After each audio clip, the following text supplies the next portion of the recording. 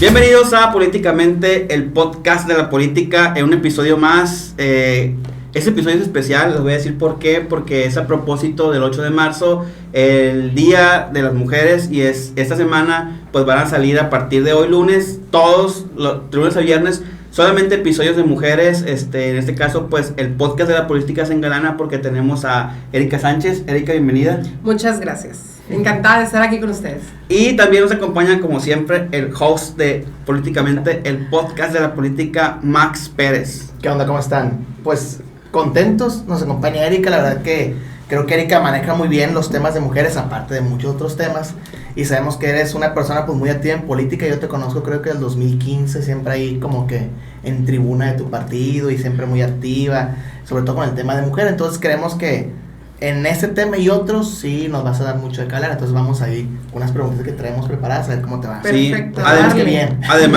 Además esta semana pues políticamente va a estar sacando puro contenido de mujeres, y quién más que tú para que nos platiques, sí, para que inaugure la semana, porque va a ser el lunes a las 9 de la mañana. Estamos grabando el, ¿qué es? ¿Viernes ahora? Viernes. No. Es en vivo. Erika, antes de comenzar con los temas de política, para los política junkies que nos siguen y para la plebada que nos ve, quisiéramos saber primero en lo personal, dejando a un lado a Erika Sánchez, ¿quién es el personaje político, la actriz política? ¿Quién es Erika Lourdes? ¿Cómo te describes? Lourdes Erika, sí. Oye, en todos lados siempre. Sí, Lourdes Erika. Es muy común, no sé por qué pasa, yo creo que se les hace que suena mejor. Sí, Erika Lourdes. No, fonéticamente. No, pues un nombre de novela. No, hombre, pero déjame decirte que es muy común en eventos, en personificadores, en documentos, en diplomas. En la escuela me pasó siempre. ¿A quién echamos la culpa? ¿A Freddy? A mi mamá. Oye, a mi mamá y a mi papá. Sí. Bueno, ¿quién es Lourdes Erika Sánchez Martínez? ¿Cómo te describes como persona? Bueno, yo siempre soy, pero de niña me refiero a cuando recién empecé, tuve eso de conciencia muy inquieta, muy participativa, muy voluntariosa, dijera mi mamá. Me ha gustado siempre, en pocas palabras, poner mi punto de vista, y en mi casa me lo respetaron mucho. Yo creo que eso ayudó, porque siempre la formación que recibes en casa, el que siempre te alienten a que persigas tus objetivos, a que quieres participar en algo y te digan, está bien, sí, yo te llevo.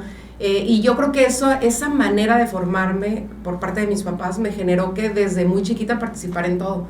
Fui presidenta de la sociedad de alumnos desde la primaria hasta la universidad. En la secundaria, todas las actividades extracurriculares que pudieran existir, ahí estaba.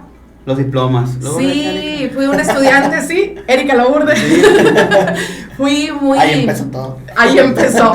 Fui siempre muy activa hasta la fecha. Y bueno, yo creo que, te digo, eso marcó gran parte de lo que soy al día de hoy. ¿Dónde estudiaste? ¿En qué prepa? Estudié en el COBAES. COBAES. Soy del bachillerato proactivo, a mí me tocó hacer la preparatoria en 2 años. Fue una modalidad que estuvo unas 4 o 5 generaciones, creo. Ojalá. Y soy la primera generación del bachillerato proactivo. Entonces, yo salí de la preparatoria de 16 años. Fui aplicadísima, fui de las de 10, desde la primaria hasta la universidad, fui excelencia académica en la universidad. ¿Y cuando entras a la universidad te dejaron entrar más pequeña o no? Pues sí, ¿no? Sí, claro, ¿no? ¿Sí? Pues tú tenías todos tus documentos que avalaban que habías cursado la preparatoria. Y pues, sí, como Sheldon Cooper, güey. Me tocó entrar así de 16 años. Entré chavita, estudié Relaciones Internacionales. ¿FAPE o dónde? No existía la FAPE todavía. No. ¿En qué universidad? En la Unitecin. Ok. Que a la antes femenina.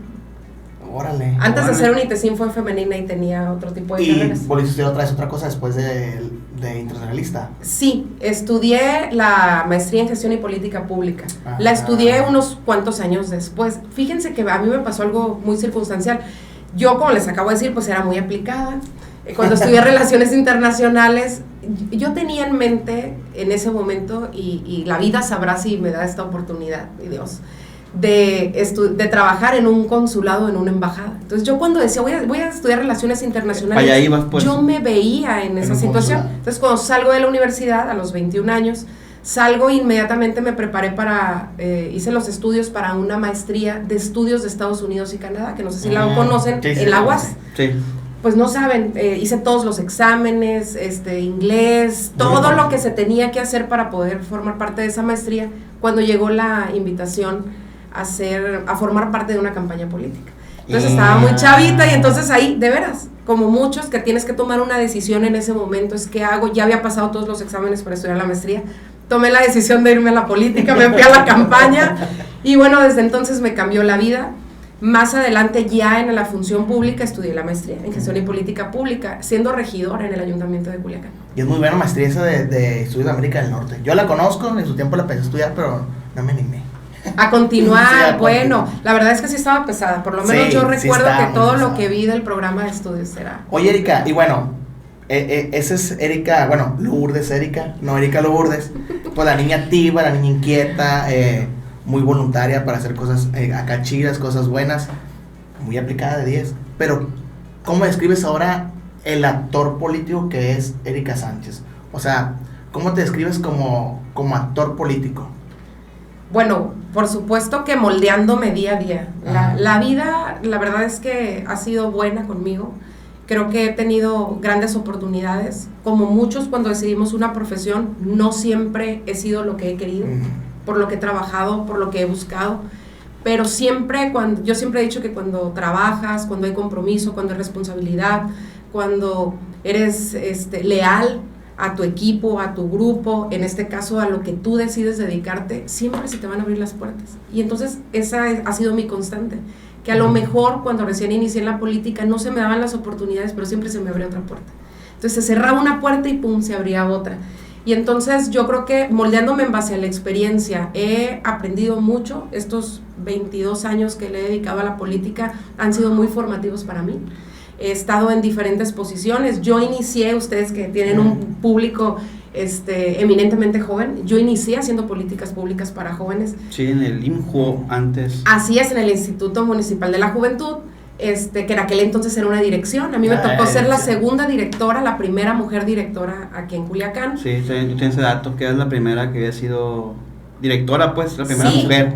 Fue Mario Córdoba el primero, y la verdad es que es un gran trabajo con una generación muy importante de jóvenes que ahorita ustedes los ven activos en la política, a Gomer Monarres, Jesús Valdés, Karina Millán, Sandra Lara. En aquel momento... Me acuerdo de una revista que miré que interrumpa, que decía jóvenes, y estaban todos lo que mencionaste, sí. Y yo decía, vete la chavalada. No, y déjame decirte que esa fotografía tendríamos unos 21, 22 años, estábamos verdaderamente jóvenes. Sí. Oye, todos posicionados. Pero en espacios ya de decisión. En ese momento Sandra estaba en el Instituto Sinaloense de la Juventud, yo estaba en la dirección de Culiacán, Gomer y Jesús ya andaban haciendo sus pininos en las diputaciones locales. Gomer, diputado local. Entonces, la verdad es que fue una gran generación, esa, y así empezamos como presidentes de sociedades de alumnos que nos invitaron a participar en la Dirección de Atención a la Juventud. En ese entonces estaba Mario Córdoba, que fue el primer director, el fundador, por así decirlo. De la dirección. De la dirección, fue el primer Es director. que antes no existía, entonces. Antes no. Él fue el primero, se creó con Gustavo Guerrero, siendo presidente municipal. Y entonces él fue el que empezó a tener esa visión, nos enseñó a trabajar un método de trabajo siempre de buscarle un doble sentido a todas las actividades que hacíamos, porque es decir, vamos a traer un concierto, sí, pero hay que invitar a todos los que van a participar a que donen pintura, para que la pintura pueda ser útil para las escuelas que en este momento lo necesitan. Entonces empezamos en una dinámica muy padre de trabajo. Y la verdad es que yo nunca pensé, después de estar trabajando ahí en esa dirección, en ese momento como voluntaria, que yo iba a ser la siguiente directora de atención a la juventud. Entonces entré como directora, trabajé esos 3 años, luego estuve como regidora en el ayuntamiento de Culiacán y me tocó presidir la Comisión de Juventud y Deporte. Entonces me aventé otros 3 años trabajando temas de jóvenes. De hecho, trajimos un programa de becas que se llamó, no sé si ustedes lo recordarán, no les tocó, están bien chavitos, Pasaportes sin Fronteras.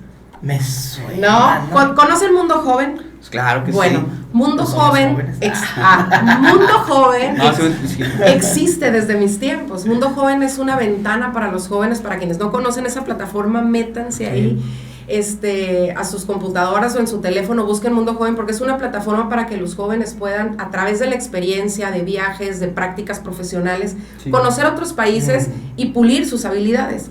Entonces yo cuando vi esa asociación dije, es que yo los tengo que traer, yo tengo que hacer que los jóvenes participen de esto, Pues fíjate que logramos bajar nada más en recursos alrededor de 2.5 millones de pesos en becas. Que en aquel tiempo era más, ¿no?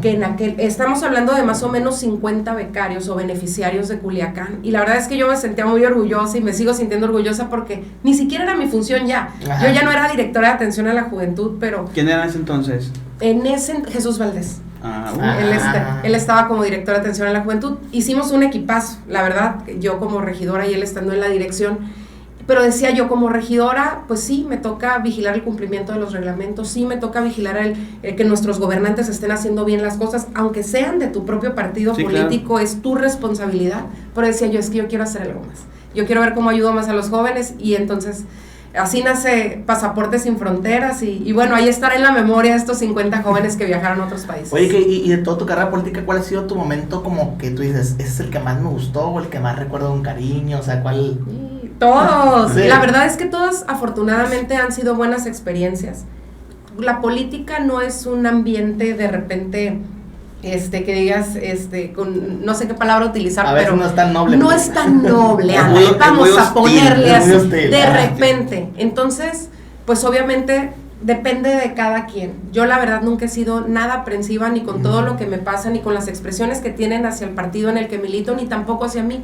Yo creo que cada quien hace su camino al andar en función de su personalidad y de sus resultados. Sí, exactamente. Entonces, todos los espacios, ahí este espacio de los jóvenes, la verdad lo disfruté muchísimo. Después fui presidenta del PRI, primero secretaria general del PRI, luego presidenta del PRI en Culiacán. También fue un espacio muy formativo, te permite conocer toda la ciudad, sí. Sus colonias, las problemáticas que tiene la gente, sus aspiraciones, y así. Y de ahí estuve en el PRI estatal, luego estuve en el Congreso del Estado, sí. En la Dirección de Gestión y Vinculación. Estuve un lapso bien pequeño, pero lo disfruté mucho también porque me vinculó directamente con los medios de comunicación de todo el estado. Entonces conoces muchas cosas. Luego fui... El cuarto poder. Sí, luego estuve en el OMPRI, sí, me acuerdo. Que es el Organismo Nacional de Mujeres Priistas, y ahí es donde empieza un trabajo que ya habíamos iniciado todas las mujeres que estamos en política. Invariablemente aprovechamos todos nuestros espacios para ayudar a que las mujeres tengamos mejores condiciones, es a lo que lo llevamos. Pero cuando estás en una cartera que tiene que ver con trabajo político, con ver cómo ayudas a otras mujeres a empoderarse, a que participen, a que tengas condiciones de igualdad, pues ahí es donde verdaderamente ahí te pones a prueba y pones a prueba todo lo que has trabajado. Ajá. Ahí eso también lo disfruté muchísimo. Yo creo que ahí fue donde conocí más a Erika Sánchez. Yo también, cuando estaba con el tema de mujeres. Además, o sea, sin demeritar a quienes han pasado por ahí, pues, que han tenido sus grandes méritos, creo que sí hubo sí marcaste pues un periodo muy importante del OMPRI. Yo recuerdo mucho porque además que convivía más en el PRI, pues me tocaba ver todo lo que se hacía, pues ya, no, hombre. Y te voy a decir que tiene que ver mucho, porque al margen de que uno tenga la voluntad y las ganas, que te traigas una agenda de decir, voy a recorrer todo el estado, voy a estar en todos los municipios, en cada municipio va a haber una dirigencia de mujeres que va a ver por otras mujeres, pues en todo este tiempo de la política en el que hemos venido avanzando las mujeres, en mucho ha tenido que ver la voluntad de quienes son tus jefes. Sí. Si los jefes creen en ese momento en la causa de las mujeres, pues camina mejor. Aunque esté en la ley, bueno, ahorita vamos a hablar un poquito de lo que pasa en Sinaloa, de que ya tenemos muchas cosas y no suceden, pero en el PRI siempre hemos sido un partido de avanzada, y en ese sentido eso ha ayudado a que todos los temas de las mujeres caminen, y que el presupuesto, que en aquel entonces, y ahorita se acaba de equilibrar otra vez a 5%, que te den ese 5% de recursos que tiene el partido para capacitación, y entonces yo traía conferencistas de Colombia, y de repente traía mujeres que son grandes ejemplos aquí en el país, del PRI y de otros partidos políticos que han... O sin partido, que han abierto camino para todas, y entonces había un esfuerzo de capacitación muy importante que era tangible, se concretaba. Estuve del 2014 al 2016 y la verdad es que fueron 2 años también muy formativos, muy aleccionadores, y que llegamos a miles y miles de personas. O sea, en un solo año de repente llegábamos a 25,000 mujeres en el estado, que les dábamos, y diferentes además, porque luego se repiten algunas mujeres en determinadas capacitaciones, pero eran 25,000 mujeres distintas del estado en un proceso de capacitación, en seminario, en conferencias, en encuentros. La verdad estuvo muy padre. Sí, además creo que diste un punto bien importante, porque si bien es cierto el 5% es el que se le asigna a las mujeres en los partidos, cuando se ejecuta de manera correcta, o sea, se ven resultados tangibles. Y yo me acuerdo porque cuando estabas tú en el OMPRI, fue la primera legislatura que hubo más mujeres en toda la historia. Es cierto. Hubo un montón de regidoras, o sea, salían más mujeres como empoderadas para querer ser o aspirar a ser pues puestos de elección popular, y es un resultado del empoderamiento, ¿no? El llamado empoderamiento que llaman de las mujeres, y pues es bien importante porque se estaban haciendo las cosas bien. O sea, en el PRI había como un hervidero de mujeres queriendo ser diputadas. Lo que pasa es que en ese momento, justo estamos hablando de ese periodo, yo fui dirigente 2014-2016, sí. Y la gran reforma en donde se pone el principio de paridad en sí. la Constitución fue en 2014. Se tocó. Claro, entonces, y por un presidente priista. Y luego vamos a ver, ahorita les platico mi experiencia después de eso, pero ahí fue, por eso es que todo el mundo, venía una elección federal en 2015, sí. Cuando todavía no estaban homologadas, y entonces pues todas las mujeres a participar. Yo me acuerdo que en algún momento así hice la convocatoria como dirigente a todos los municipios, que iba a haber un encuentro de capacitación para todas las que quisieran ser candidatas, y lo hicimos en un hotel conocido de aquí de la ciudad. Bueno, no te quiero decir, casi había sillas en el estacionamiento. Sí, me acuerdo. Porque decían, oye, por fin vamos a tener paridad, va a haber paridad en los ayuntamitos. Y fue una gran oportunidad. Y todas buscábamos espacios en ese momento. Y te lo digo como algo muy importante, todas las dirigentes del PRI, del OMPRI, todas han sido diputadas locales. Todas. A mí me tocó ser dirigente cuando se acababa de dar, ahora no nada más la voluntad que ya existía antes, la paridad. O sea, ahora era sí o sí vamos la mitad. Con Lord Enrique Peña. Quiero que sepas que el día de hoy soy la única dirigente estatal con este trabajo que además yo te lo agradezco porque lo siento a modo de reconocimiento de ver todo lo que se hacía y lo que se veía que se hizo durante esos 2 años. Yo recorrí el estado una vez, recorría los 18 municipios una vez al mes, o sea, estaba, y a veces hasta más. Entonces, dices tú, ahí está el trabajo, luego no se dio esa parte y vino otra oportunidad, ¿no? Hay un expresidente, un expresidente del partido que en aquel entonces me dijo, no te desesperes, me dijo, porque a veces hay muchos que participamos en política, pues una oportunidad de defender las causas de la sociedad, sí está en el Congreso del Estado, pero como experiencia personal me dijo, yo no fui diputado local y fui presidente municipal y fui diputado federal, entonces a lo mejor esa puede ser tu historia, sí. Y mira, fue augurio, oye, pero fue augurio porque ya fui diputada federal. Porque uno de los días se cumplió. Yo me acuerdo que ahí en el OMPRI siempre estaba chingo de gente trabajando, o sea, estaba ahí la Raquel, la Yuri, las plebes ahí siempre estaban haciendo algo, siempre. Pasamos por el Francisco Villa, estaba prendida la luz ahí de la Raquel y la de la Erika. Pero ni les recuerdes eso porque dicen que fui, o sea, dicen, qué padre, pero sí decían que los negreaba. Y luego, espérate, resulta que ahorita estoy casada, pero en aquel momento andaba de novia con mi hoy esposo y terminé 9 meses. Y dicen que esos 9 meses estuve peor que nunca. Odiosa. De trabajo, no, muy clavada en el trabajo. No quería hacer otra cosa. Pues sí. No quiero saber de nada. Y yo qué culpa van a decir las plebes. Hasta el día de hoy me lo reclaman, pero mira, los resultados ahí están. Sí. Que le reclamen al novio. Que le reclamen al novio, no a Erika. Que le reclamen allá al Jimmy. Reclámenle al Jimmy. Oye, y hablando justo de ese tema, ya que lo tocaste, una gran narrativa que se da en las mujeres que participan en política es que ser esposa, ser mamá, tener hijos es más complicado, te lleva a un trabajo más complicado porque pues tienes obligaciones que atender que de repente los hombres no se hacen cargo, ¿no? Y ahí también que es otro tema.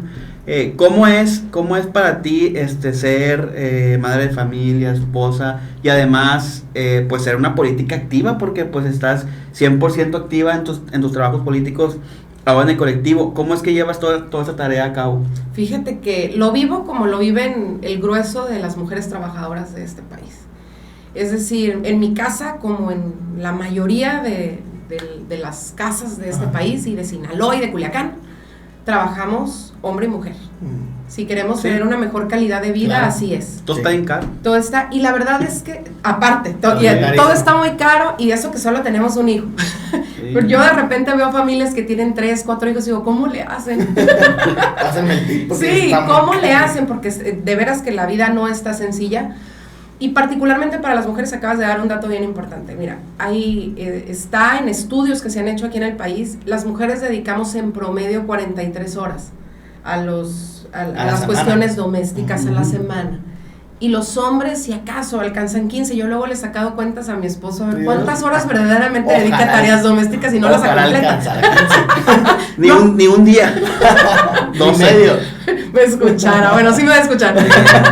Pero no las completa. Entonces, esa doble jornada que tenemos las mujeres sí es una realidad. Sí. Entonces, ¿que tenemos que estar más organizadas? Sí tenemos que estar más organizadas, porque en mi casa, te lo digo como es, mi esposo sale de la casa a las 7:30 de la mañana, entonces a la que le toca, levanta al niño, cámbialo, dale desayuno, hazle el lunch, llévalo a la escuela, ve por él a la escuela, y si tiene además actividades en la tarde, llévalo a las actividades de la tarde, piñatas y todo, es decir, toda esa carga de la familia efectivamente sigue recayendo sobre las mujeres. Y yo ahorita que platico mi historia, yo sé que es la historia del grueso de las mujeres en el país. Y no es que haya una desobligación, es también una parte de cultural. Yo creo que sí necesitamos empezar a educar de una manera distinta a los hombres desde chiquitos, a que participen en los quehaceres de la casa. Y con esto no quiero decir que mi esposo no haga nada, porque luego me va a reclamar, porque sí lava la loza de vez en cuando, y sí de repente mete su lavadora de su ropa. Es decir, esa parte sí, nada más que sí culturalmente está así. Hay muchas mujeres que muchas cosas las hacemos por gusto, porque nos gusta atender a la familia, porque nos gusta atender al marido. Que también es cultural, Que también es cultural, que nos gusta atender, pero de eso a que sea tu responsabilidad completa el tenerlo que sacar, y que de repente, porque así ha sido toda la vida, los hombres crean que es nuestra responsabilidad, eso es lo que sí tiene que cambiar. Entonces, no ha sido fácil, y te voy a poner mi ejemplo más reciente ahora que fui diputada federal. Yo llegué embarazada a la legislatura, entonces viajé hasta los 8 meses, luego me tomé 25 días de descanso, e inmediatamente me incorporé a empezar a ir y venir otra vez a la Ciudad de México. Ni la cuarentena. Entonces Nicolás se quedaba aquí en Culiacán de lunes a jueves en los brazos de mi mamá o de mi suegra, para que la señorita pudiera cumplir con su responsabilidad. Entonces, benditas familias las que las tenemos. Sí. Pero eso, esta realidad que sí fue para mí, de yo poder tener un apoyo, de poder recargarme en alguien, en mi esposo, en mi suegra, en mi mamá, en mi papá, no la tienen todas las mujeres. Y entonces es ahí donde hay y se vuelve tan importante el 8 de marzo.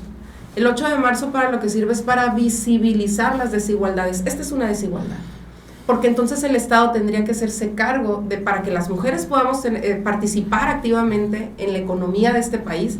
Necesitamos el soporte del Estado, y entonces por eso se vuelven tan importantes las estancias infantiles, las escuelas de tiempo completo. Cuando había. Y ahora el Sistema Nacional de Cuidados. Esa es una iniciativa que nació en la legislatura pasada, porque ahorita yo les estoy hablando nada más de casa, hijos, pero ¿qué pasa cuando tus papás viven contigo, cuando son adultos mayores que también requieren de un cuidado? Normalmente recaen. Entonces eres enfermera, eres cuidadora, hay muchas cosas que vale la pena rescatar este próximo 8 de marzo para decir, sí hemos avanzado mucho, pero todavía hay muchas deudas, como esta de la doble jornada para las mujeres. Sí, yo recuerdo mucho, justo, fíjate, y en una capacitación que dieron ustedes cuando estabas en el OMPRI, de un tema que se llamaba Nuevas Masculinidades. Creo que Margarita Burgos era la que por ahí andaba en esos primeros pasos de Margarita Urias. Que es su cumpleaños hoy. Sí, hoy. Hoy viernes. Sí, hoy viernes. Feliz cumpleaños. Pasado. Ahorita vamos a poner un tweet. Que fue las primeras que yo le escuché ese tipo de narrativa, de palabra, pues, y ¿qué es eso?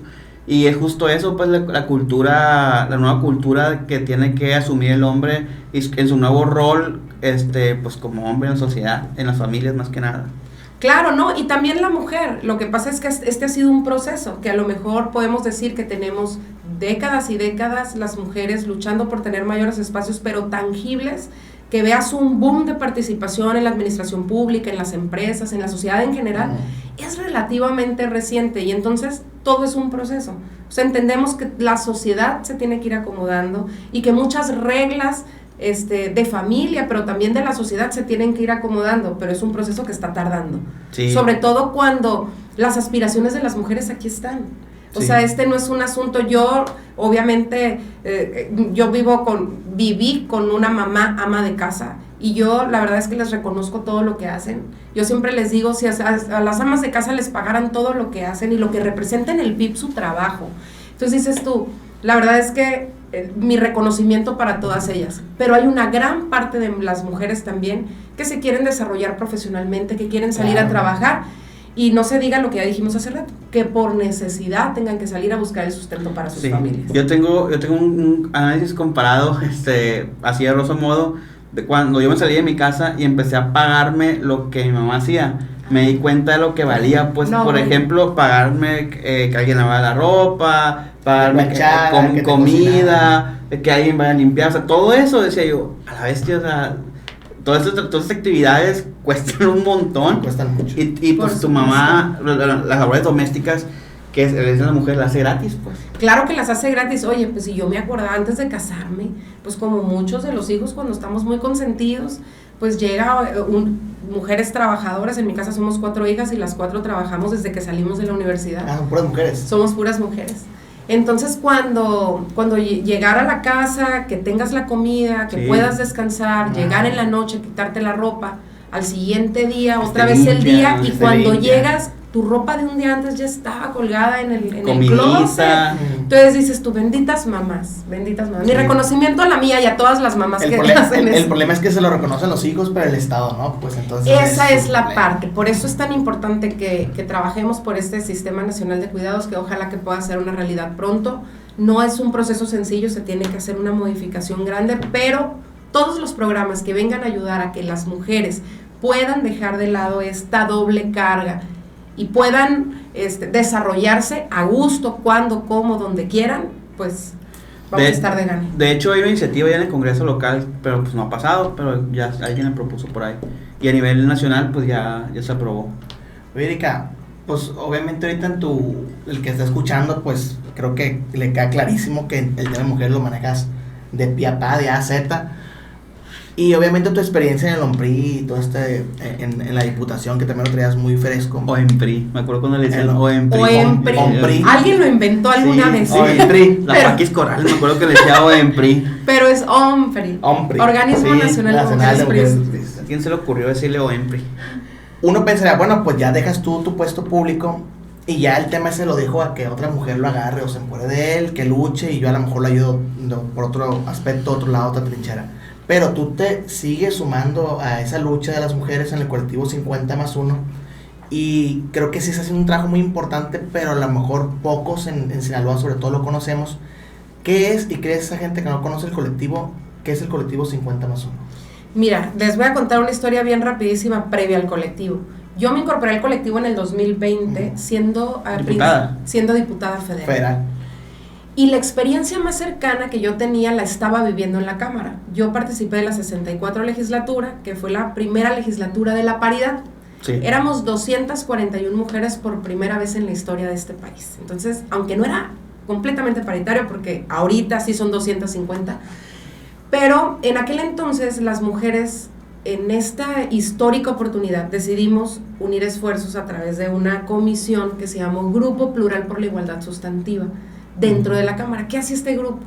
Había una representante de cada partido político, y ciertamente cada partido tiene su agenda. Lo que hicimos fue decir, ¿en dónde coincidimos todos? Como una agenda en común. Una agenda común. Y entonces avanzaron muchas cosas en esa legislatura porque las mujeres nos pusimos de acuerdo. Sin tintes, pues. Sin tintes. Dejamos a un lado nuestras ideologías y nuestros partidos políticos para ver cómo sí podíamos avanzar, y avanzamos muchísimo. Bueno, ahí está paridad en todo, avanzamos en temas de violencia política, está el tema de la ley Olimpia, que los jóvenes la conocen muy bien porque es el tema de la violencia digital. En fin, la verdad es que avanzamos mucho. Entonces, cuando siendo diputada me invitan a participar de 50+1 nacional, me pareció muy interesante porque de repente entonces veía yo a figuronas ahí de diferentes partidos políticos, para no dejar sentida, no voy a mencionar a ninguna, pero mujeres, todas las mujeres en política que están en el Senado de la República, en las diputaciones, que han sido gobernadoras, todas estaban allá adentro. Y además se juntaba el tema social. Hay empresarias, hay académicas, magistradas, juezas, hay de todo. Entonces, estuve algunos meses como integrante nacional y luego la presidenta nacional me invita a echar a andar el colectivo de Sinaloa. Entonces decía yo, wow, me parecía también para empezar en un tema que a mí me apasiona, personalmente es una causa de vida, es un estilo de vida para mí trabajar para las mujeres. Y cuando dije, pues ¿cómo le voy a hacer? Porque yo acostumbrada primero a trabajar en un solo partido político, y la estructura. Ahora con esta experiencia en el Congreso, ¿cómo echarlo a andar aquí en Sinaloa? Déjenme decirles que fue relativamente fácil.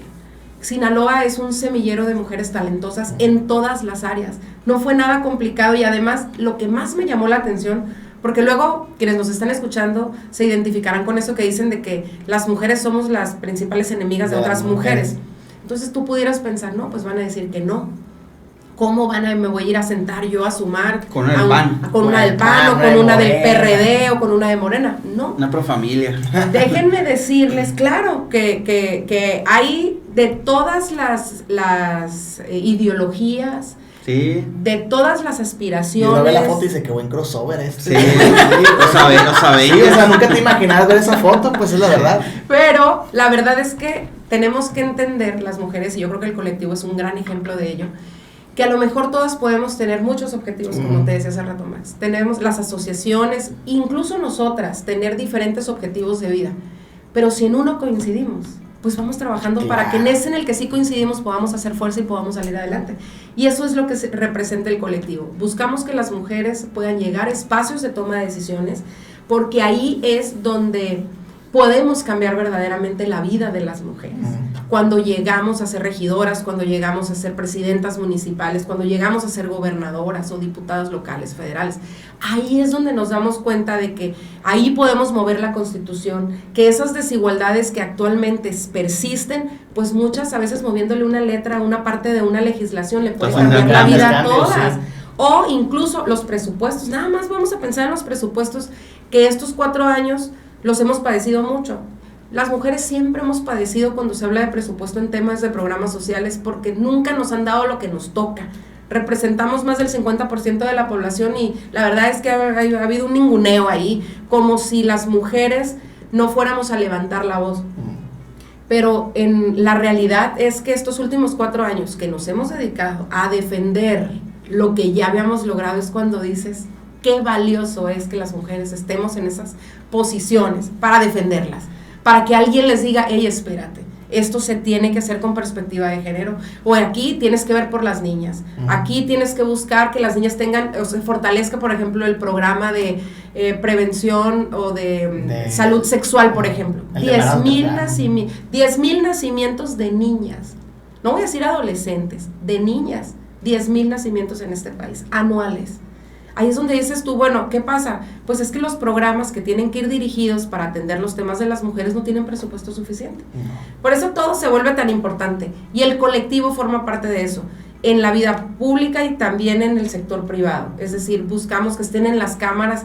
Ahora que todas las organizaciones o asociaciones empresariales están en el colectivo, están integradas. No las representamos, ellas se representan solas. Simple y sencillamente decir, están sumadas a la causa y estamos haciendo equipo.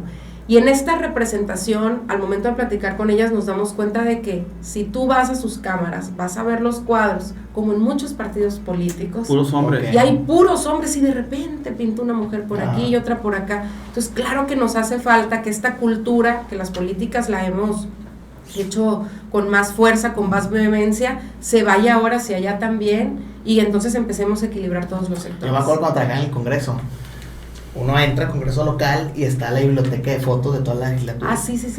Y obviamente pues, comienzan de ya ni blanco y negro, de amarillo a blanco y negro, ¿no? Se van así viejísimas. Sepia. Y yo me acuerdo que sí, dije, puras mujeres, y ya la legislatura que ya era la de... Puros hombres. Puros hombres. Ajá, puros hombres, perdón. Ya cuando estaba Peña Nieto sí se notaba el cambio de pum, mitad mujeres, mitad hombres. Sí, la 62. Y sí, decías tú, sí, ha habido cambios muy sustanciales, pero todo gracias a las mujeres. Entonces se me hace bien padre esto del colectivo 50+1, porque si no son las mujeres las que defienden las causas de las mujeres, no van a lograr mucho, pues y menos si no están unidas, y aunque estén en diferentes trincheras, que tenga un espacio donde sí sea una trinchera de todas, sí es como que muy importante. Oye, Erika, ¿y cuáles pudieras decir que son los retos específicos del colectivo? O sea, ¿cuáles son como que las líneas de acción que tiene el colectivo en Sinaloa? Bueno, nos hemos metido mucho el tema de la capacitación. Yo creo que lo traigo, ¿no? Sí, de la escuelita que escuela. traigo desde antes. Hay muchos temas en los que es importante que estemos informadas para cuando llega nuestro momento. Por ejemplo, en el tema de participación política, tenemos diferentes comisiones, ¿no? Pero en la de participación política y violencia política hicimos... O sea, que hay carteras, pues, también. Hay carteras, tenemos una directiva. Acá. Y ahí está Vanessa Sánchez, por ejemplo, que ella es panista. Vanessa encabeza estos esfuerzos. Hicimos una actividad que a mí me parece muy valiosa en coordinación con el Instituto Estatal Electoral, pero también con el Tribunal Estatal Electoral. ¿Por qué? Porque de repente salen nuevas legislaciones y que el 3 de 3, y entonces, bueno, pues todos entendemos que no debe haber violencia, que no deudores alimentarios, que hayan violentado a una mujer, pero ¿cuál es el fondo de eso? ¿Cómo se logra que estos personajes no lleguen? Entonces es importante que estemos bien enteradas, y cuando ejercen violencia política, la violencia política está tan arraigada todos los días. Pasa todos los días, pero la hemos normalizado a las mujeres. Es que no la reconoces, pues, de tan arraigada culturalmente que estás, no la reconoces. Pues. Es correcto. Entonces lo que buscamos es que a través de capacitaciones que les hemos dado a las que están ahorita en cargos de decisión, que conozcan cómo identificarla y que sepan también quién es el órgano encargado de sancionar, en dónde tienen que presentar sus recursos, cuando pasen campaña, cuando pasen la función pública, porque entre las desigualdades que hay que visibilizar, hablando del 8 de marzo, pues está la violencia en todos sus tipos, en todas sus modalidades. También tenemos una comisión de acceso a las mujeres a una vida libre de violencia, tenemos una de niñas y adolescentes, que recientemente empezamos unos trabajos junto con una asociación nacional para atender el tema de la trata de niñas, niños y adolescentes.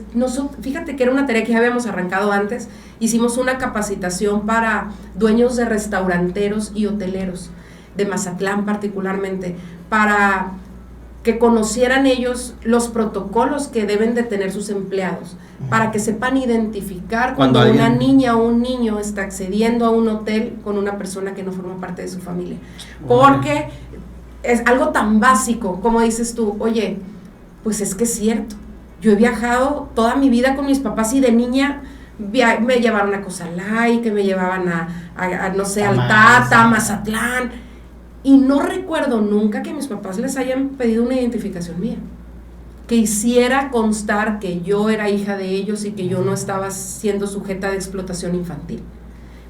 Entonces no pasa. Entonces qué raro que algo tan básico no lo cuidemos cuando se trata de obviamente de nuestras niñas y de nuestros niños. Y bueno, trabajamos ese tema también, y bueno, es un cúmulo de actividades, y tenemos una de las actividades que ha sido muy importante, ha sido el trabajo con las empresarias. Ahorita les decía, todas las asociaciones participan con nosotras y lanzamos un proyecto que se llama Mujeres Poderosas, que también es un esfuerzo de capacitación. La idea es que brindemos habilidades que les permitan desarrollarse de una mejor manera en temas de imagen pública, de comunicación, acercamiento a sectores importantes como la Secretaría de Turismo, la Secretaría de Economía. Es decir, cómo nos permanecemos en un constante movimiento, en constante capacitación, para estar listas, porque la suerte no existe. Para esto hay que prepararse y hay que estar para que cuando se presenta la oportunidad digas, aquí estoy, estamos listos para llegar. Trae muy buena agenda, No, yo no sabía, pero qué chido que este es un espacio para que lo conozcan, agenda de el colectivo 50+1. Y qué bueno que es la capacitación, porque ayer justo en un podcast que tenemos, que es de puras mujeres, que está ahí, lo dirige Paulina. Estaban platicando ellas sobre un tema que tiene que ver con la violencia, de que muchas veces las jóvenes, por ejemplo, no saben a dónde acudir cuando son víctimas de violencia. Entonces, pues las capacitaciones son bien importantes porque pues ya tienen un protocolo de acción, pues. Pero hasta de lo más básico. Traemos nosotras un proyecto, y aprovecho para que si hay alguien que nos esté viendo que nos quiere echar la mano, porque aquí todo es voluntario.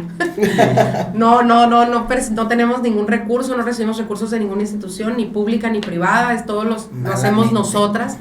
Ya sé, tenemos que empezar a buscar ese tipo de apoyos, pero te digo hasta de lo más básico. Que hubiera una barda en cada colonia que diga los teléfonos a donde te puedes comunicar. Sí, eres víctima de... A ver, la estadística ahí está. 7 de cada 10 mujeres somos víctimas de violencia. 7 de cada 10. Física, psicológica, económica, en todas sus modalidades, tipos y modalidades. Entonces, qué valioso sería que tuvieras una pared que se vuelve parte del paisaje, como todos los espectaculares pues que vemos en las ciudades. Es que si no hubiera. Entonces, tú ya sabes, dices tú, oye, la vecina está haciendo, porque además todo se escucha. Ajá, de repente cuando son violentados los hijos o son violentados o a veces también los hombres, ¿no? Sí. Porque luego dicen, sí, nosotros no somos violentados, también hay hombres violentados. Pero cualquiera que sea la violencia que se genere en una casa, que sepas, oye, yo me acuerdo que en aquella barda están los teléfonos de emergencia por si hay un tema de violencia. Hasta en eso tan básico, ¿cuántas personas no estarían dispuestas? Lo hacen en campañas políticas, que prestan sus bardas para que pongan los nombres ahí de los candidatos, que no lo hagan para un tema que puede ayudar a salvarle la vida a una mujer o a un niño. Y es que yo creo que eso tendría que ser parte de una política pública de mujeres y de los consejos estos que hay para la prevención de las mujeres. O sea, pues ahí está una idea, Tere Guerra. Sí, sí, que de hecho poquito se una encuesta, creo que muchas personas, bueno, muchas mujeres más bien, no sabía que había instancia ya especializada en mujeres en el Estado. Supongamos, muy pocas mujeres saben que existe una Secretaría de la Mujer, pues. ¿También? Y ahí está la encuesta, o sea, existen instancias, existen cosas, lugares donde una mujer puede ir, pero no saben que existe, pues. Entonces sí, falta una política pública guiada en el tema de comunicación, como dice Erika. Y además aprovechar las plataformas digitales también. A ver, todos estamos ahorita ya con un teléfono en la mano, estamos metidos en las redes sociales. A lo mejor lo que ha faltado también es inversión. O sea, meterle un poquito más de lana a las redes sociales para que se pueda hacer viral una imagen donde las mujeres sepamos a dónde acudir, o qué servicios siquiera. La pauta. La pauta, o sea, cuántos servicios brindan en el Centro de Justicia para las Mujeres, en el propio instituto. ¿O para qué sirve? El CEPAVIF. Ahora, por ejemplo, en el mes de octubre que se vuelve tan importante.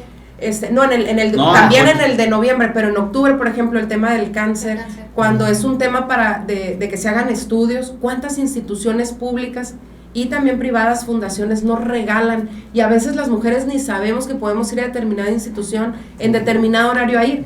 Por eso digo, a lo mejor falta ahí meterle, por eso volvemos a lo que les comentaba hace rato, presupuesto. Sí, muchas veces no piensan en esa parte tan importante de decir, oye, es que ya tiene tantos millones de pesos esta política pública que atiende a tantas miles de mujeres. Pues sí, pero pudiera atender al doble si usted le metiera un poquito más de dinero a la publicidad para que más supieran que hay un beneficio. Y es chistoso, pero no de risa, de preocupación, porque Sinaloa es el estado donde el delito más grande es el de violencia familiar. Sí. O sea, somos el número 1, el delito más grande es el de violencia familiar y pues fue como para que hubiera más, hay más trabajo. Y quizás hasta una Secretaría de la Familia, como la existe en otros gobiernos. Guanajuato. Así es. Aguascalientes también tiene Secretaría de la Familia. Lo que pasa es que era lo que decía, muchas veces este tipo de nuevas instituciones parecieran que es más burocracia. A ver, las sociedades van evolucionando y los problemas de la sociedad van evolucionando y necesitan tratamientos especiales. En su momento fueron los jóvenes, se crearon instancias de jóvenes. Luego el tema de las mujeres, qué bueno. Pues ahí está, otra oportunidad para Sinaloa de que pueda haber una atención especializada, porque luego es bien fácil decir en el discurso, es que la atención es transversal, como la problemática es transversal, en todas las secretarías tenemos un programa que atiende directamente a las mujeres, no es igual. Sí, no es igual cuando los programas son especializados, cuando mides el impacto, los resultados, a cuánta gente llegas. Y esa es otra parte, de repente se hacen muchas cosas, ¿y quién los evalúa?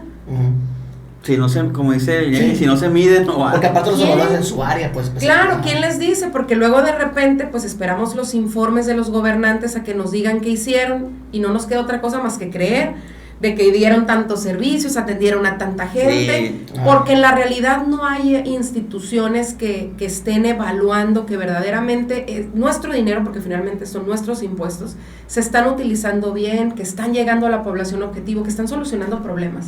De hecho, ahora que dices lo de Secretaría de Familia, me acuerdo que el diputado Luis de la Rocha traía la idea esa de crear una comisión de familia. Yo creo que me parece una buena idea.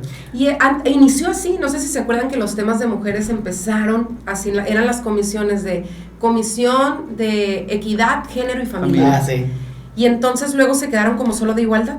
Sí. Y quedó a un lado la familia. Y es lo que digo, es decir, antes se inició así, luego se vino el tema de la igualdad, qué bueno que permanezca porque no hemos logrado la igualdad en este país, pero si hay necesidad de volver a reenfocar esfuerzos institucionales para atender la familia y más con este dato tan doloroso que se tiene, dices, oye, tenemos que atender a las familias y buscar los medios. Y además que por lo menos en el creativo son temas que se me hacen muy distintos como para que estén juntos. O sea, el tema de igualdad sí lo son. Es un tema pues político, podríamos decirlo burocrático, y el tema de familia es el núcleo familiar. Pues, sí lo son, y luego últimamente también de repente le ponen el toque de la diversidad. Que es otro tema. Que es otro tema ese. Y entonces ¿Y por cuál te vas? Todos ocupan su tratamiento por separado. Ajá. Oye, Erika, y yéndonos a temas más del PRI. ¿No? Más del PRI. Obviamente muchas personas tuvieron como una priista de gran carrera y por ahí escuché que aspiras a la presidencia del PRI estatal. Aspiro. Escuche, ¿quién te dijo? Mucha gente, ¿verdad? Escuché, leí, vi una foto. ¿Cuál la importancia, Erika? Obviamente se habla mucho y la verdad es que en muchas mesas, desayunos, comidas de gente que habla de política, dicen, pues ¿para qué busca la presidencia del PRI si ahorita el PRI no está como para ser presidente de un partido que se dice está en decadencia? ¿Tú cuál crees que es la importancia de la coyuntura en este momento de ser presidente del PRI? O sea, ¿cómo sería si Erika llega al PRI? ¿Qué cambio le harías al partido? Pues? Y la importancia. Bueno, yo creo que esa perspectiva que es de una parte de la sociedad es respetable, pero finalmente quienes hemos estado en el PRI, que lo conocemos, porque yo creo que para hablar de las cosas las tienes que conocer, tienes que saber cómo se formó el partido, cómo es que le ha brindado oportunidades a la sociedad, cómo ha hecho buenos gobiernos, y que parte de la sociedad que hoy tenemos y de las ciudades que hoy tenemos, pues son producto de trabajo del PRI. Es correcto. Hoy estamos en una coyuntura distinta, bueno, del 2018 a la fecha estamos en una coyuntura distinta, en donde se perdieron espacios. Hay que reconocer que la sociedad migró su voto y su confianza, y que nosotros en este momento y desde el 2018 a la fecha estamos en un proceso de recuperar esa confianza. Entonces, de ser presidenta del PRI, que espero poder contar con el apoyo de todos los militantes y las militantes con quienes además he caminado pues, durante estos 20 años, creo yo que sí se tiene que tener primero esa claridad de cuál es el PRI que quiere ver la sociedad, de cuál es el PRI, porque luego de repente sí es importante y en el proceso interno que puedas dar el mensaje adecuado y que representes a la figura, el perfil adecuado. ¿Qué es lo que está esperando la sociedad? Me voy a ir un poquito más allá. ¿Qué es lo que está esperando? ¿Cuáles son las causas que esperan? Y ahí es donde de alguna manera el tema central nos podemos volver las mujeres. Sí. Porque muchas de las problemáticas de las que acabamos de platicar aquí, relativas a la conmemoración del próximo 8 de marzo, tienen que ver con algo que es una realidad. No hay un solo estudio a nivel nacional que hable de problemáticas y aspiraciones de la sociedad que no toque los temas de las mujeres. Está en la agenda política de todas y de todos los partidos políticos, está en la agenda de las empresas, está en la agenda de la sociedad, y ahí es donde creo yo que puede representar o debe de representar y ser una respuesta el hecho de que pueda ser dirigido el partido por una mujer. Hay un sustento, no es un tema nada más de género, como muchas veces se deja ver de que lo que pasa es que como debe de haber paridad en las 32 entidades, pues es un tema de mujeres, no, es un tema de capacidades, es un tema de representación de anhelos de la sociedad también. Lo ves como una oportunidad de ser presidente. Es una oportunidad.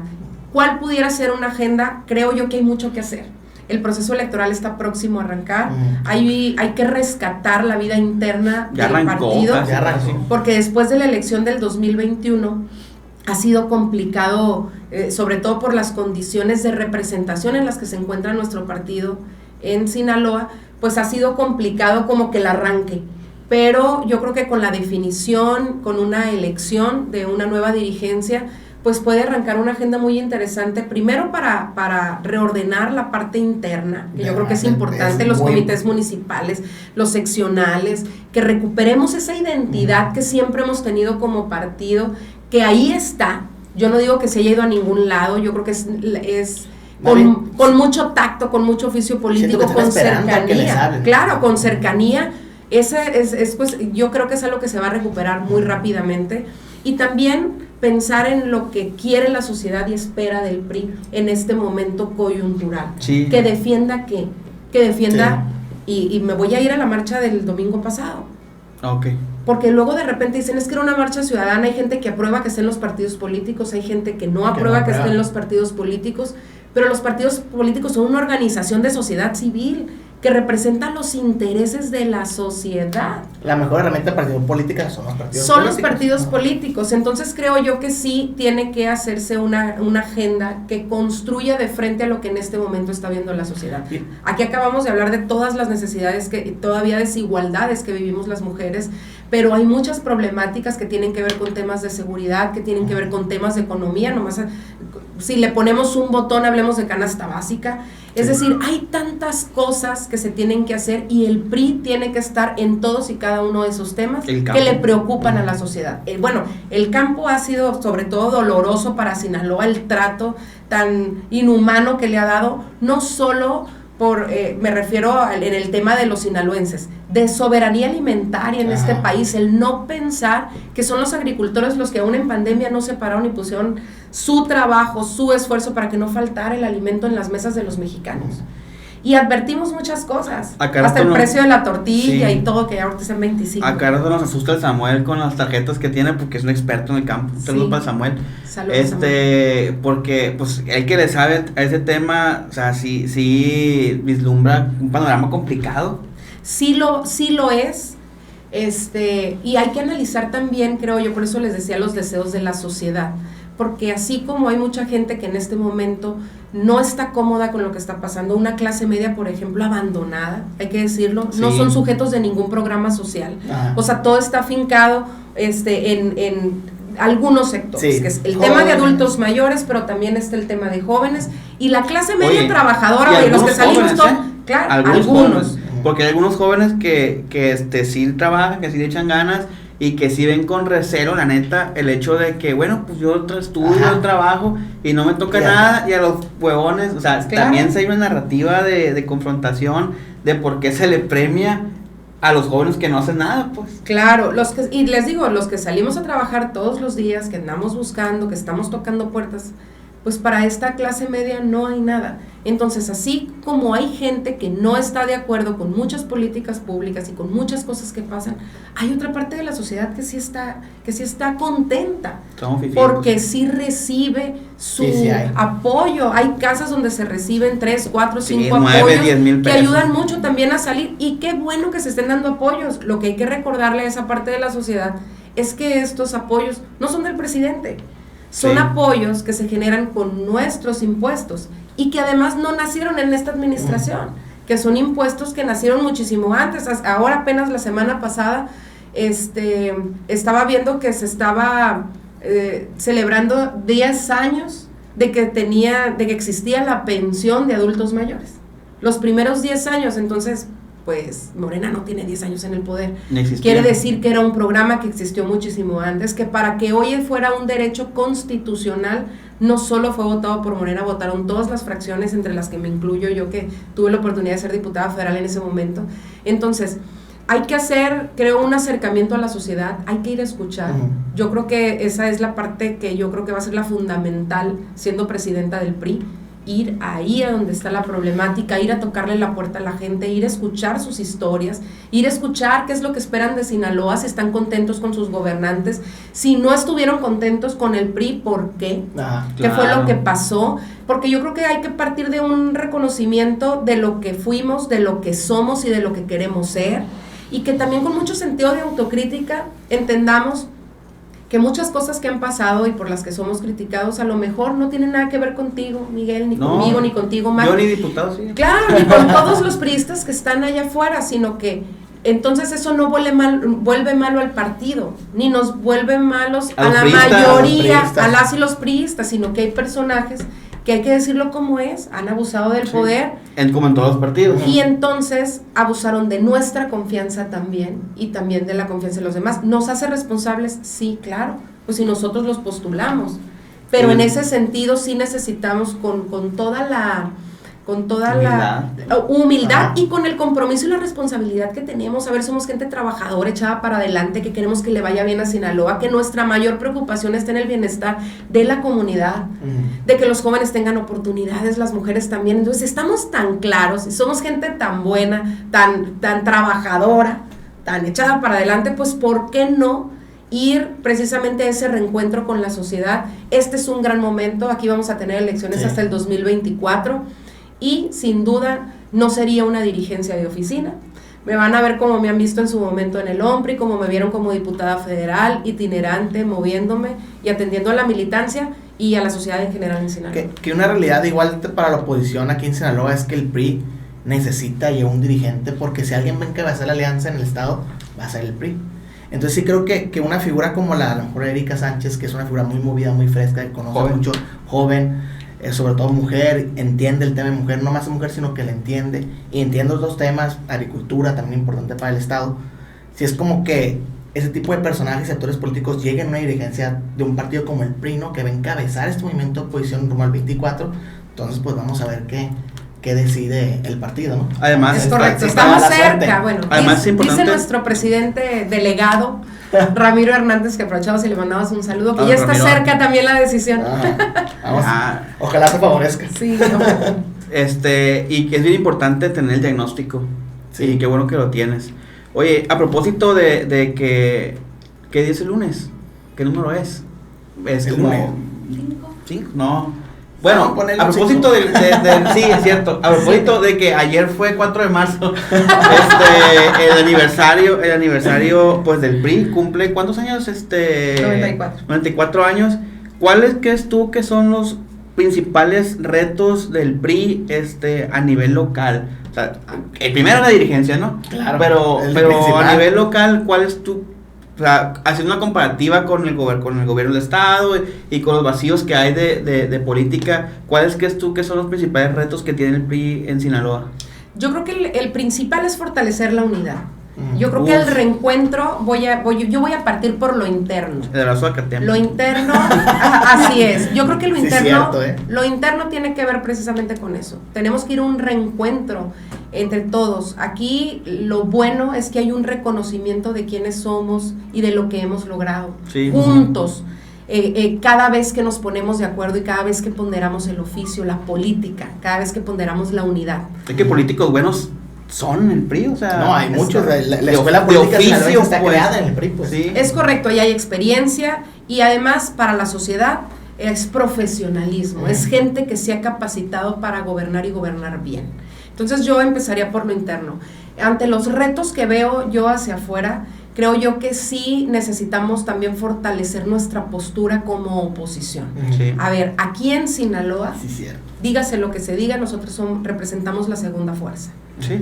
Entonces, con más de 300,000 votos, yo creo que ahí está fincada la confianza y en crecimiento, porque las movilizaciones que se han dado respecto a diferentes temáticas coyunturales, la reforma eléctrica, esta reforma electoral que se intentó en la Constitución y que derivó en leyes secundarias, toda esta parte coyuntural es algo que tiene que tener posturas firmes, claras, y que sean una verdadera alternativa hacia afuera.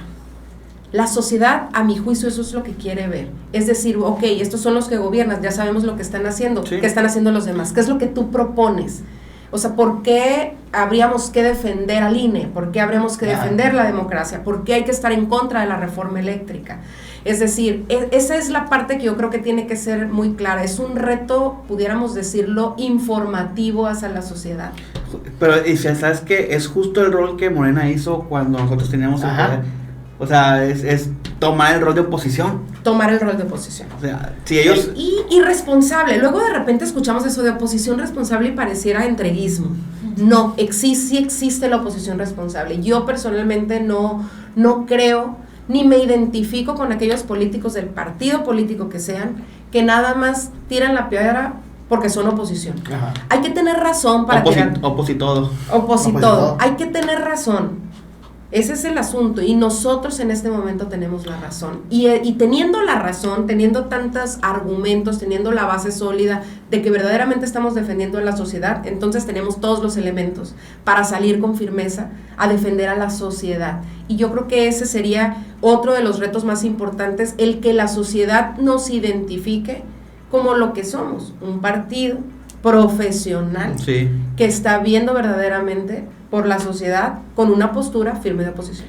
De hecho, si se dice que a Morena, por ejemplo, le hace falta aprender a hacer gobierno, yo creo, no al PRI, a los partidos de oposición les hace falta también ser oposición, pues, y es normal porque ni ellos nacieron siendo gobierno, ni la oposición nació siendo oposición, pues. Es correcto. Y es bueno reconocerlo, decir, bueno, pues aquí me hace falta. No, y además déjame decirte, es un proceso. A ver, nosotros incluso siendo gobierno siempre hemos sido conciliadores.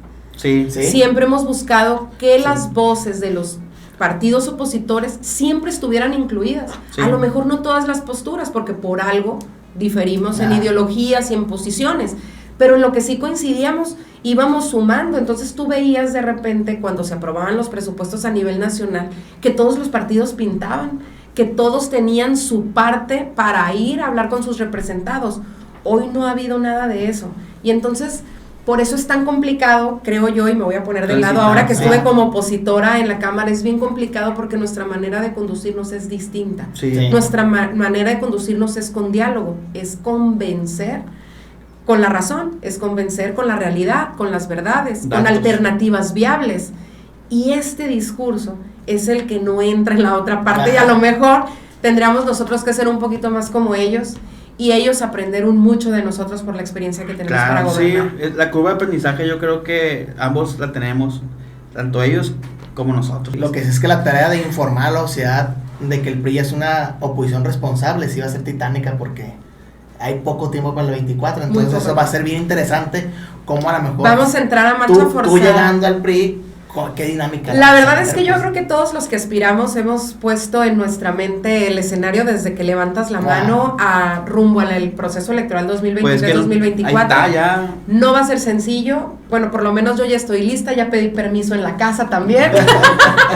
Así te conocieron. Oye, ya pedí permiso pues no me van a ver.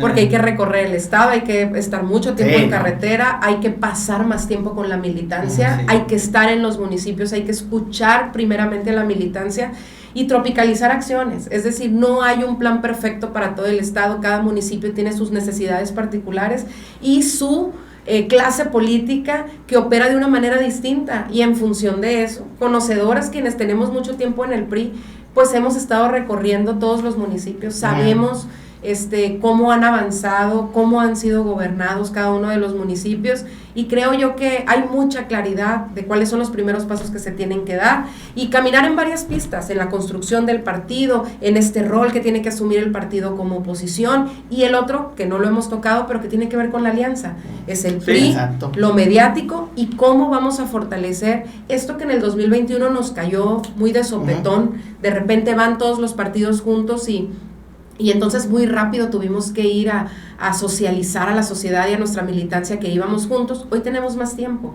Hoy hay la oportunidad de transmitirle a esa sociedad con una narrativa acertada, o más bien asertiva, de por qué estamos juntos, de que no lo vean que esto es un asunto nada más porque estamos opositores a Morena. Ganar, pues claro. No se trata nada más de ganar, como decía, se trata de representar lo que verdaderamente quiere la sociedad y las necesidades que está mostrando en este momento ante decisiones catastróficas, autoritarias, antidemocráticas que se han tomado en estos últimos 4 años. Oye, Erika, y aparte de aspirar por el PRI y el buen sabor de boca que te dejó ser diputada federal, ¿qué le depara a Erika en el 2024? ¿Quieres ser candidata? ¿No te gusta ser candidata? ¿Te vas a enfocar totalmente en el partido? ¿Qué plan tienes? Bueno, yo tengo 2 planes. Dicen que en esta uno tiene que tener plan A, plan B, plan C. 10 hay que tener. Z. Todos los planes. Bueno, mi objetivo y mi plan A es ser presidenta del PRI. O sea, todos estos meses he estado acercándome a gran parte de la militancia aquí en el estado.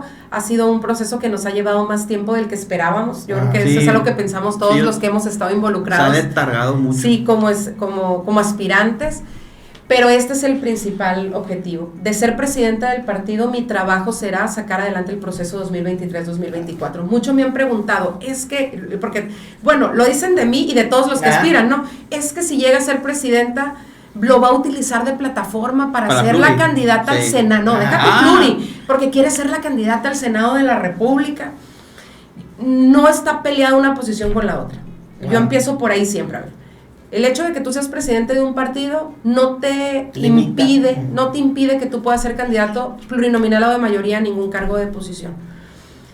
Pero creo yo personalmente, y lo digo abiertamente, que no es lo ideal aspirar a un cargo de mayoría con una responsabilidad como la del partido. Aunque no está peleado, claro que si tú, sacaron todas las encuestas, no claro. Hay otra, eres la número 1 y solo contigo ganamos, pues no, yo creo que ahí te toca ver por la alianza, ver por la gente y sacar la casa. Pero entre tantas opciones que hay en el PRI, yo sé que en otros partidos políticos también, pero en el PRI verdaderamente tenemos mucha tela de donde cortar. Hay muchos cuadros capacitados y preparados y populares para todo. Entonces, de ser presidente del PRI, mi objetivo es ser presidente del PRI. Quedarme a sacar adelante el proceso electoral. No sé si en el tema plurinominal, que eso tampoco impide, pero en el tema de mayoría, sin duda, yo no lo veo. No creo que sea lo mejor para el partido. Hace muchos años no lo vemos. Tener un presidente del partido que deje el partido para irse a buscar un cargo de elección popular de mayoría, no lo hemos visto y creo que han tomado las mejores decisiones. Porque finalmente tú corres todo el proceso. A ti te toca preparar a toda la estructura y tomar las decisiones de quiénes van a ir a los cargos de elección popular junto con las militancias en sus municipios. Entonces imagínate que a medio camino abandones el barco y te vayas tú también de candidato, pues ¿en qué estado se queda el partido? Entonces, creo yo que no sería lo ideal. Ahora, que si no soy presidenta del partido, que también es una posibilidad porque somos muchos los aspirantes, y yo quiero aprovechar para reconocerle a todos mis compañeras y compañeros que hemos levantado la mano, todos valiosos, gente con mucha experiencia, algunos más que otra en el recorrido por el Estado, en la función pública, en cargos de partido, pero yo destacaría que lo más importante que tenemos todos son las ganas que tenemos de construir para el PRI y construir para la sociedad en Sinaloa. Y entonces, dado el reconocimiento, si no llegase a ser alguno de mis compañeros alcanza esta oportunidad, ahí sí me van a ver haciendo lo que tengo que hacer con la experiencia, con el liderazgo, con el caminar que he tenido para buscar un cargo de elección popular en Sinaloa. Ahora tu campaña estuvo y no, oye, no me limitaría además, porque luego te dicen, oye, pero ¿quieres ser alcaldesa? Claro que quiero ser alcaldesa porque pues el más alto honor que puede tener, claro, un político es ser alcaldesa, pero no me voy a limitar porque hay muchos cargos de elección popular hacia abajo y hacia arriba.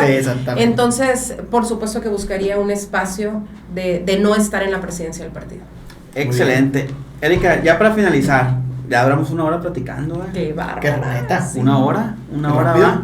Sí, nuestro público, pues ya te lo he comentado, es eminentemente joven, pero pues ya hay más gente que se ha interesado políticamente y nos ha dejado jóvenes adultos, jóvenes viejitos y se agüitan. Sí, jóvenes adultos. A mí que no viejitos, Bueno, jóvenes adultos. Siempre a todas las personas que nos acompañan, los invitados especiales, les pedimos que den un mensaje al público que nos escucha, como para que les deje pues una perspectiva más clara de la persona que está con nosotros. Y pues nada más decirte qué mensaje le pudieras dar a los jóvenes, a estos adictos a la política como nosotros, que se la pasan viendo columnas que nomás nosotros leemos y viendo contenidos como políticamente un contenido de política, pues para que conozcan un poco más de ti, y un mensaje motivacional para que se animen a participar en política y a hacer sociedad y a hacer política. Bueno, yo empiezo por los jóvenes. Yo creo que no se queden con ganas no dejen de hacer cosas, pues, no se queden con las ganas de hacer las cosas, vayan por todo, toquen puertas, dejen lo mejor de ustedes, conviértanse en su mejor versión todos los días, pues, busquen que esos objetivos que ustedes tienen, que esas metas que de repente a veces las vemos muy lejanas, que todos los días ustedes pueden construir para llegar a esa meta. Se los dice a alguien que de repente llegó, se topó con pared y no encontró de repente abiertas las puertas, pero como les decía hace rato, siempre se abre otra. Alguien joven. Cuando hay ganas de veras, cuando estás preparado, por eso no dejen de estudiar, no dejen de capacitarse, hay que leer, como dicen todas esas columnas, political junkies, todas esas columnas, todos estos temas de coyuntura, las columnas nacionales y locales sobre los temas, porque todo lo que está pasando en este momento te va a afectar a ti. y muy probablemente si son malas decisiones van a afectarle también a todos los que vengan detrás de ustedes. Entonces, jóvenes, participen, hagan suya la política es buena. Luego, estamos hablando de la próxima elección del 2024 van a votar 25 millones de jóvenes.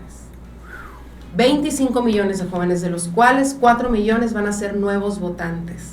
Fíjense nada más la gran responsabilidad que tiene nuestra juventud en la próxima elección para elegir a sus propios gobernantes. Piensen bien antes de cruzar esa boleta.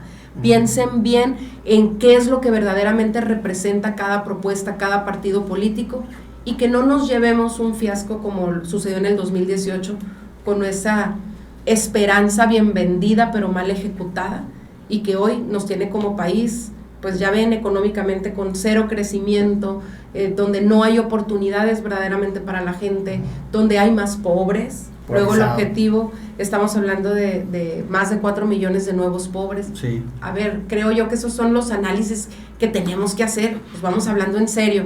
Luego de repente dicen, es que los jóvenes, ímpetu, rebeldía, ánimo. No, los jóvenes también se pueden sentar a hablar en serio, porque efectivamente todo lo que está pasando en política les afecta directamente a ustedes o a sus familias. Entonces, claro, involúcrense. Sí.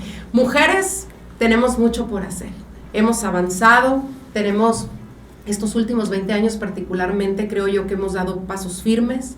Creo que es importante que dejemos cualquier circunstancia que pensemos que ideológicamente, porque algunos partidos políticos, porque formas parte de una asociación civil distinta, que esas no sean limitantes, que busquemos los puntos de coincidencia y que vayamos y sigamos construyendo en las cosas en las que creemos, que nos puedan empoderar y que puedan representar, cerrar una brecha de desigualdad. No hablamos de brecha salarial, por cierto. Importantísimo. Entonces, fíjense, es que hay muchas problemáticas, no hablamos de muchas de las problemáticas, pero que ahí están y que persisten y que todos ustedes las conocen. Y a la sociedad en general yo les diría que confíen en esta generación de políticos. No todas las generaciones son iguales, no todas las políticas y los políticos somos iguales. Personalmente creo yo que tenemos que tener esa capacidad como sociedad para analizar los perfiles, para ver el trabajo que realizan, para ver las acciones que hacen, para ver qué es lo que motiva a cada político para salir adelante. Confíen en esta generación, entre las que incluyo a Miguel, a Max y a todos los que nos están viendo y a todos los que forman parte del equipo de Políticamente, porque la verdad es que sí tenemos que cambiar como sociedad en ese sentido y actuar de una manera más responsable, más comprometida con lo que verdaderamente creemos, y en este caso, muy personalmente yo sí creo en que sí se puede cambiar para ser factor de cambio para bien. La política se puede transformar en ese sentido y ahí está el llamado, y que se sumen todos porque solos tampoco podemos. Yo creo que esto es algo en el que se puede construir en equipo. Toda mi carrera política la he construido así, en equipo, con amigos, con partido, con militantes, con sociedad en general, y yo creo que es así como se puede construir de una mejor manera. Erika Lourdes, Erika. Lourdes Erika. Muchísimas gracias por acompañarnos. No, hombre, estoy mucho por hablar, pero el espacio es tuyo cuando gustes. Gracias. Escribir, hablar otra vez, aquí puedes hablar de lo que tú. Tenemos otro programa de atrás que se llama Presidium, que ahí es como analizar un tema específico y es como debatirlo. Hacerlo pedazos. Debatirlo, sí, tenemos analistas que son muy... Y lo chido de Políticamente es que hay expresiones de todo tipo. O sea, tenemos chairos y tenemos pero eso está muy bien. Priistas, el Corral es un priista. Pero eso está muy bien porque yo creo que el contrapeso es el que ocupa ver la sociedad. Sí. ¿Cómo representamos las dos alternativas y que la sociedad tenga oportunidad de decidir esto es lo que quieren estos y esto es lo que quieren los otros? Pero espacio estudio, cuando gustes. Gracias. Pues todo por hoy, nos vemos, aprovechen la semana, vamos a compartir mucho contenido para conmemorar el 8 de marzo, arrancamos hoy lunes, nos vemos el próximo lunes en el podcast de la política, bye. Nos vemos, gracias.